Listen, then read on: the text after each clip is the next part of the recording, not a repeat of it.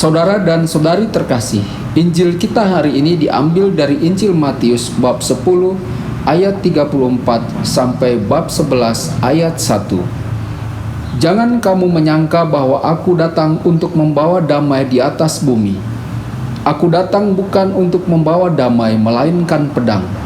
Sebab aku datang untuk memisahkan orang dari ayahnya, anak perempuan dari ibunya, menantu perempuan dari ibu mertuanya, dan musuh orang ialah orang-orang seisi rumahnya. Barang siapa mengasihi bapa atau ibunya lebih daripadaku, ia tidak layak bagiku.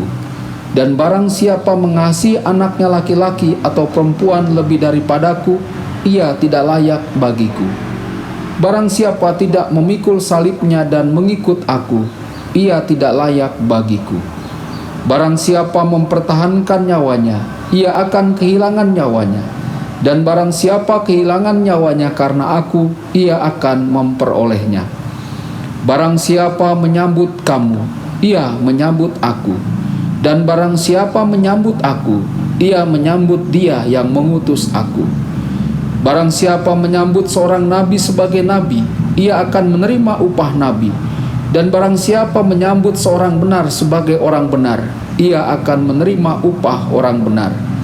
Dan barang siapa memberi air sejuk secangkir saja pun kepada salah seorang yang kecil ini karena ia muridku, aku berkata kepadamu, sesungguhnya ia tidak akan kehilangan upahnya daripadanya. Setelah Yesus selesai berpesan kepada ke-12 muridnya, pergilah ia dari sana untuk mengajar dan memberitakan Injil di dalam kota-kota mereka. Berbahagialah orang yang mendengarkan sabda Tuhan dan tekun melaksanakannya. Sabdamu adalah jalan, kebenaran dan hidup kami.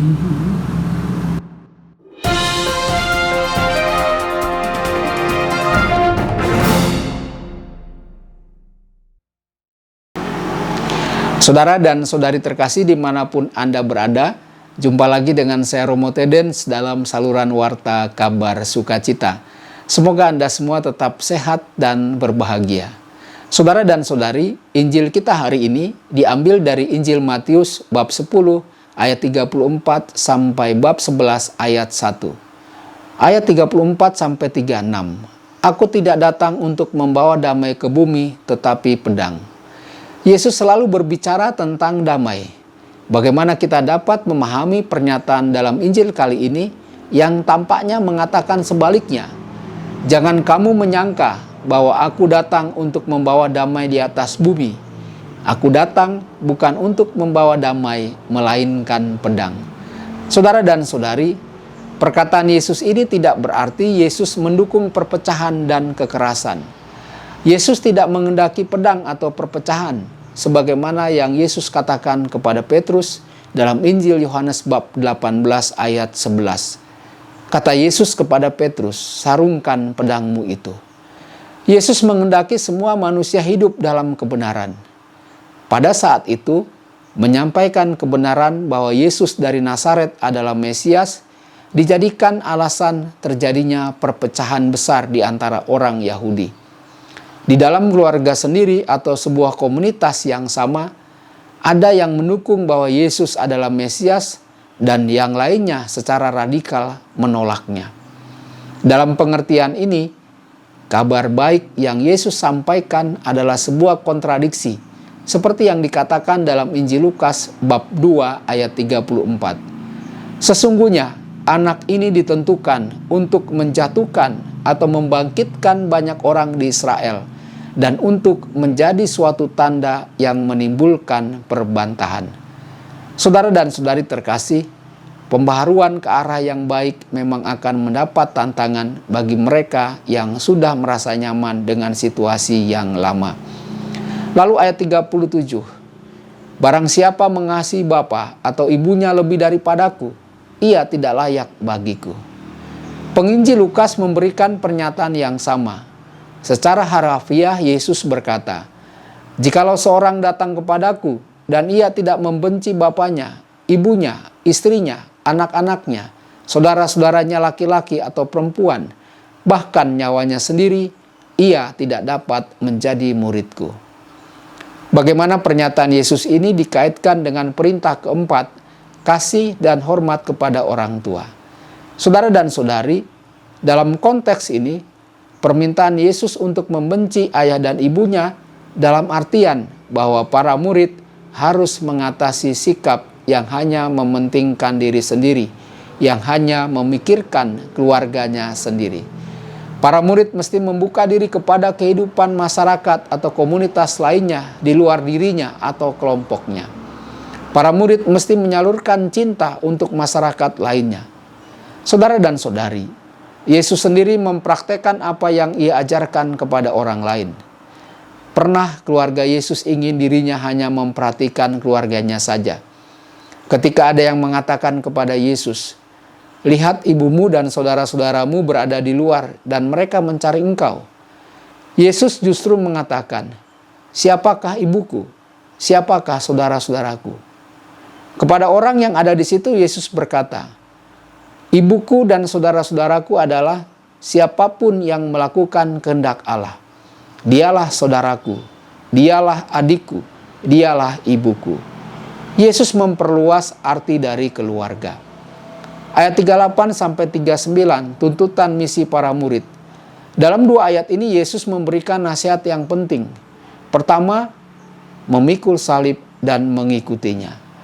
Siapapun yang tidak memikul salib dan mengikuti jejak Yesus tidak layak bagi Yesus. Saudara dan saudari, untuk memahami nasihat ini, kita ingat akan kesaksian Santo Paulus dalam Galatia bab 6 ayat 14. "Tetapi aku sekali-kali tidak mau bermegah selain dalam salib Tuhan kita Yesus Kristus, sebab olehnya dunia telah disalibkan bagiku dan aku bagi dunia." Untuk memikul salib berarti kita mesti menjauh dari dosa. Lalu yang kedua, memiliki keberanian mengorbankan hidup. Barang siapa yang mempertahankan nyawanya, ia akan kehilangan nyawanya. Dan barang siapa kehilangan nyawanya karena aku, ia akan memperolehnya. Hanya orang yang dalam hidupnya mampu memberikan diri sepenuhnya kepada orang lain, itulah yang layak bagi Yesus. Lalu ayat 40, kesatuan murid dengan Yesus dan dengan Allah sendiri. "Siapapun yang menyambut kamu, ia menyambut aku. Dan siapapun yang menyambut aku, ia menyambut dia yang mengutus aku." Ayat 41 sampai 42, ajaran tentang misi diakhiri dengan upah. "Siapapun yang menyambut seorang nabi sebagai nabi, ia akan menerima upah nabi. Dan siapapun menyambut seorang benar sebagai orang benar, ia akan menerima upah orang benar. Dan siapapun yang memberi air sejuk secangkir saja kepada salah seorang yang kecil ini, karena ia muridku, aku berkata kepadamu, sesungguhnya ia tidak kehilangan upahnya daripadanya." Saudara dan saudari, dari pernyataan Yesus, urutannya sangat bermakna.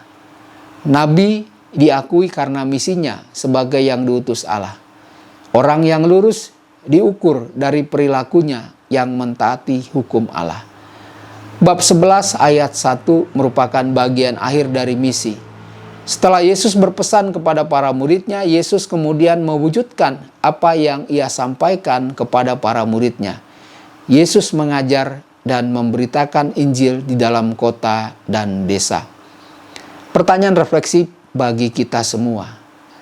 Apakah kita pernah mengalami pengalaman dihargai karena kepedulian kita bagi sesama kita? Tuhan Yesus memberkati Anda semua. Sabda Allah adalah kebenaran. Sabda Allah adalah kehidupan.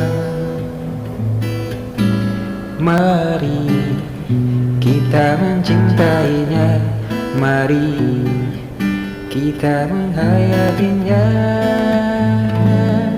Ya Tuhan yang ku muliakan, sabdamu angkat resahku.